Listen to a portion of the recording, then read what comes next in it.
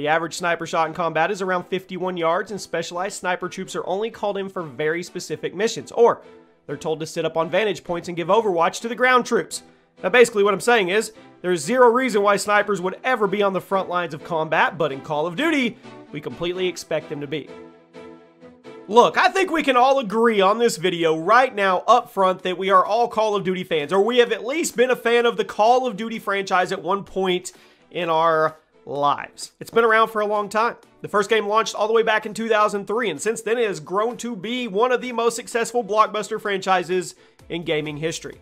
Now, there's a formula that works, and for the most part, the developers stick with it. But have you ever really thought about the elements that make up the skeleton of Call of Duty? What's up, everybody? Chaos here. Welcome to the channel. Welcome to the video. Drop a like. Make sure you're subscribed with the notifications on, or you may not get the video. Have you ever taken a step back to look at Call of Duty and seen things that didn't actually make a lot of sense? Well, that's what we are going to be doing today. These are my picks for things that are commonplace in Call of Duty, but they don't make sense in real life at all. So you guys let me know in the comments which of these you think makes the least sense, honestly, and let's get into it.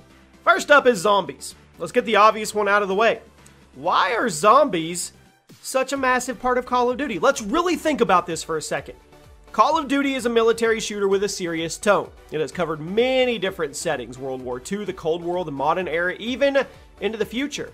But it also has zombies. Now, for those that don't know, zombies was introduced in World at War as a complete joke. It was this little thing Treyarch threw together on the side during development and then tossed in as a little bonus once the game launched. They had no idea how big it was going to get. And following the reception of the original mode, they developed a few DLC maps for it, expanded upon the foundation, and now we have COD Zombies. I love zombies. You love zombies. But can we all agree on the fact that it was a pretty weird combination of things at the time? Is there any other military shooter franchise where you could expect zombies in every new entry? No. Next up is FMJ rounds. Did you guys know that the presence and purpose of FMJ rounds in real life are actually a bit different from COD?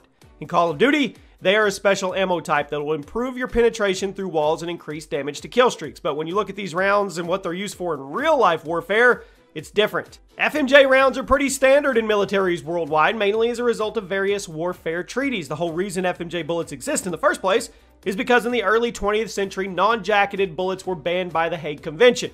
Now, FMJ bullets are not something special. They're not like they are in Call of Duty. They're just another kind of ammo that various militaries use. And I know they're better than others at getting through walls, but they're not a specialty ammo type like they are in video games. It's also worth pointing out that FMJ bullets are actually known to cause less bodily damage to the target than other ammo types, and that's part of the reason why they're so widely used. In fact, hollow point bullets are more favored for self-defense in close-quarter situations because they're less likely to break through the target and hit something else on the way like an FMJ bullet would. So yes, real-life FMJ rounds are better for shooting through walls and cover, but they're not a specialty ammo type like in COD. How about the Thompson with a drum mag?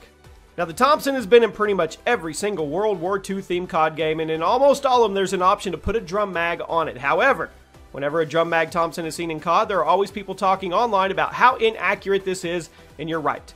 Now, the Thompson did have drum magazines, but they never deployed in World War II because of how bulky and unreliable they were. The Thompson was a super popular gun with the American Army in the Second World War, but nobody actually brought the drum mags into battle because they were super heavy. Their shape made them hard to carry, and they took forever to reload. They simply weren't as reliable as a normal 20 to 30 round box magazine. So, now you know the next time you play World at War or COD World War II, despite it being really cool, the round drum magazine isn't actually accurate on the Thompson. Next up is Riot Shields. Guess what? They're not bulletproof. I hate to break it to you. Well, they were introduced to Call of Duty with Modern Warfare 2. They were a fun way to shake up the pace of the game and made you completely invincible from the front, let you be the distraction for your teammates and help lock down objectives. However, a common misconception about Riot Shields because of their portrayal in COD is that they're bulletproof. They're not.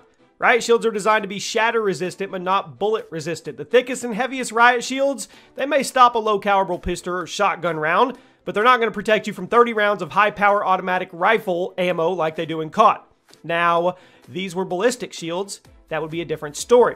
Those are what you see in Rainbow Six Siege, the big black clunky ones that Fuse and Blitz use. But as for Riot Shields seen in the Modern Warfare games, they're not bulletproof. At number 6, Dead Silence. Now, I know you guys love Dead Silence, and I know it's a staple of the series, but it makes absolutely no sense in the context of a military conflict.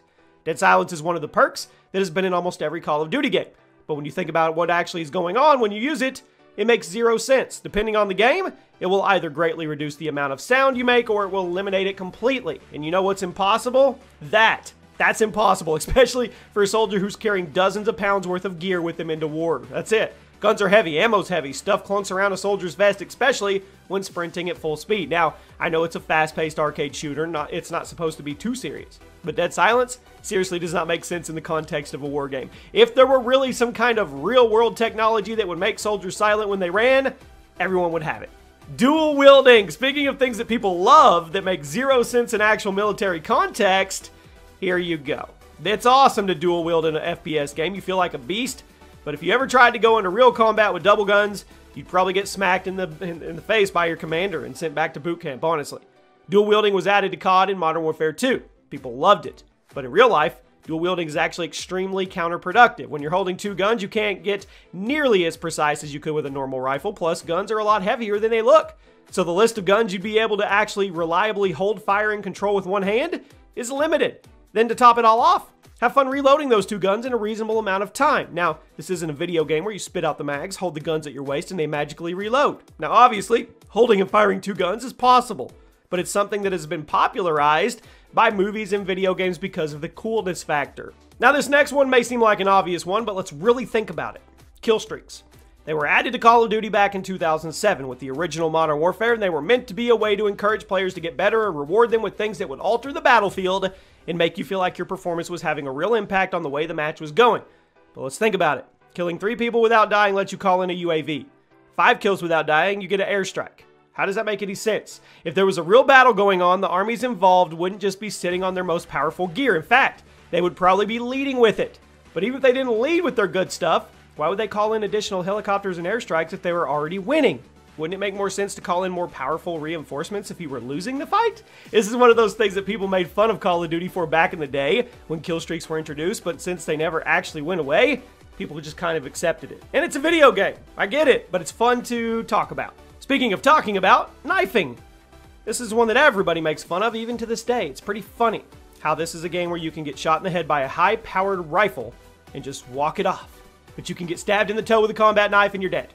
I mean, people have been making fun of this for years, and devs have tried to shake up the melee system to make it a little more balanced and less cheap, but come on, the knifing is still alive and well in COD, and it's never made sense, and it never will. I know the knifing community loves the mechanics the way they are. I get it. But I think we could all agree they don't make a whole lot of sense when you think about it.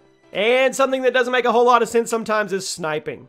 Everybody loves a good sniper rifle, but I think we all know how little COD sniping actually makes sense. Because Call of Duty is such a fast-paced game on mostly small to medium-sized maps, sniping is done at rather close range.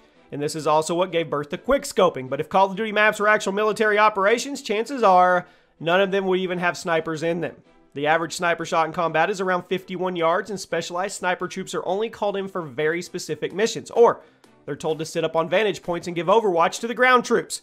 Now basically what I'm saying is, there's zero reason why snipers would ever be on the front lines of combat, but in Call of Duty, we completely expect them to be. I guess it's just part of how the game is played, and that's why it's not necessarily a realistic shooter. And finally, regenerating your health. Here you go. The original COD game had health pickups around the maps, but starting with COD 2, the game switched over to regen, which sped the game up dramatically and helped constitute to what Call of Duty is now. However, the system was also criticized back in the day because it didn't make a whole lot of sense. Call of Duty is a game where you can take 2 bullets to the chest and stand right next to the grenade explosion, but if you go hide in a corner for 10 seconds, you're A-okay. I know it's a video game, and games have to get creative with their health systems for the sake of keeping things fun, but when you think about how explosive and fast-paced Call of Duty is, it's actually kind of funny how you can walk off injuries that would kill an average person. But then again, that regenerating health and all the other things on this list, well, that's what makes Call of Duty what it is. It's not trying to be a simulator. It's just trying to be fun, chaotic, and a fast-paced arcade shooter. And you know what? I probably wouldn't have it any other way. And there you go, my friends. I hope you enjoyed the video, and I'll see you soon.